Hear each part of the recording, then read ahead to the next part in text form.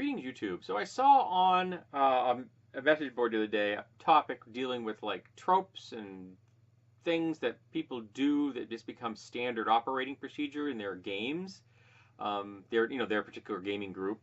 And one person brought up Plan A was always frontal assault and Plan B was always tethered goat, which made me laugh. Now, some of you may not get the tethered goat joke. The tethered goat joke is, in essence, that you tether a goat to lure a monster to a spot, to a kill zone, where you can then eliminate it. And to the best of my knowledge, we only used the tethered goat mechanism once, and that was to lure a boulet, I believe is the proper way, but a bullet, as most people say it, a land shark. To lure a land shark to a kill zone so that we could then eliminate it, because they're darn hard to find when you're not particularly high level and none of you can like travel under the earth or through the earth. So you need to get them to come to you. But I know that people have used tethered goats for other things, like for example poisoning an animal, or it doesn't necessarily have to be a goat, then feeding it to something.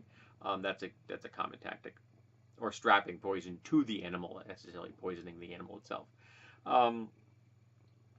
So those are the kind of the tropes that we kind of get used to. Another type is the classic 10-foot pole, and I can remember our characters actually carrying a 10-foot pole. I can remember a character I was playing, a cleric back in the days when they could only use blunt weapons, picking up a Lucian hammer because I didn't know what a Lucian hammer was, and using it because it did more damage and it was two-handed. I'm like, cool, use a Lucian hammer. Lucian hammer is actually not a blunt weapon. It is a pole arm. It definitely does wounding damage that causes bleeding. So yeah, Lucian hammer was not a great choice for me. There are a lot of strange pole arms out there, folks. That could be an entire video in and of itself. But halberds are the Swiss Army knives of pole arms, and glaives, quite frankly, are the coolest. But that kind of trope was things that we all did. The carrying marbles to check the slope of the floor. Because you had to puzzle your way through the early dungeons back in first edition. It was very much antagonism between you and the GM. The GM was setting all these puzzles up in your way, and you had to find your way through them. So you did anything you could. We carried wooden wedges to slam doors closed behind us and then knock them in place so that the bad guys would be slowed down for a couple of rounds so we would get more of a head start. You might carry a bag of dust to throw to find an invisible creature or to find a crack in the floor or something. We did lots of strange things like that. I can remember a character who carried a 3-foot steel bar, essentially a crowbar, specifically for finding traps and things, and it was more convenient length than your classic 10-foot pole.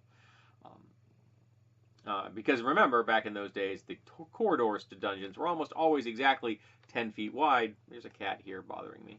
10 feet wide, because that's how the maps were drawn. That's the scale on the maps. Each square was 10 feet. So, yeah, it was a strange, archaic world back in first edition. I gotta tell you, I much prefer Pathfinder. But those kinds of things are things that we just got used to. Everybody did it.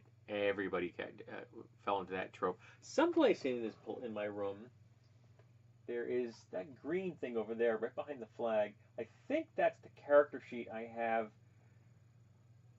for my highest level character I ever played from first level. I should really get that out, and yeah, you can just barely see it. I should really get that out and do a discussion about that character. Some people might find that interesting. Though he's completely over the top. I mean,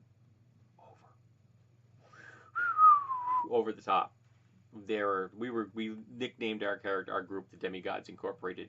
We were powerful. Yes, kitten. Meow, meow, meow, meow, meow. So let's open up this discussion to kinds of things, these kind of tropes, these kind of little affectations and behaviors that you might have in your gaming groups now, or those out there who've been around for more than a minute, such as myself. Any ones that you used back in the day when you were playing, first and second edition D&D, because it was the only thing around. It wasn't the OSR movement. It was just the only game there was. So let's talk about those tropes and how parties got used to doing them, and how we built our tactics around them. And maybe you will have a cat that can join you in a video like I